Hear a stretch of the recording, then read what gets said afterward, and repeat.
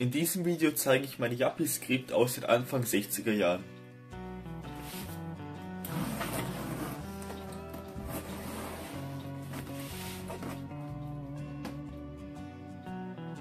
Wie man sieht, ist die Maschine noch in einem guten Zustand. Hier fehlt leider etwas Lack, genauso wie hier an der Seite.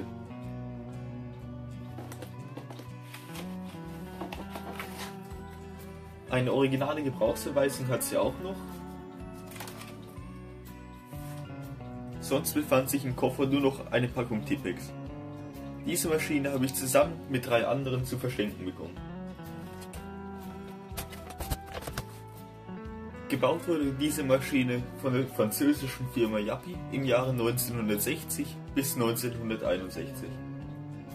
Was mich bei dieser Maschine etwas enttäuscht ist, dass sie zwar Skript heißt, aber keine Schreibschrift schreibt. Die Wagensperre befindet sich hier unten. Nun lässt sich der Schlitten auch bewegen.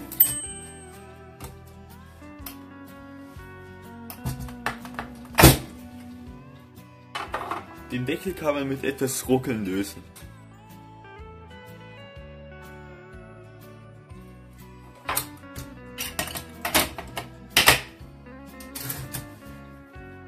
Was auffällt ist, dass die Yapi-Skript verblüffend ähnlich wie eine Voss Privat aussieht. Auch den Farbenwechsel hat sie am Segment. Die Maschine schreibt sehr leicht und angenehm. Sie ist aber vor allem sehr leise.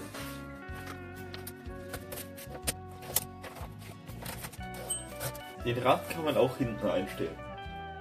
Sie hat 2 Wagenlöser auf jeder Seite und hat 3 Stufen bei den Zeilenabständen.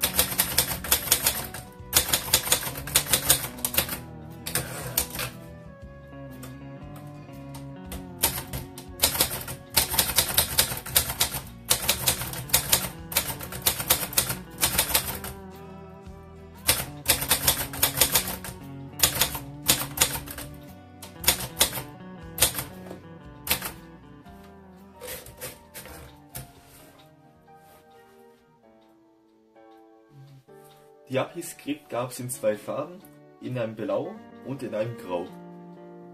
Das war's mit diesem kleinen Video zu Yapi-Skript. Ich hoffe, es hat euch gefallen.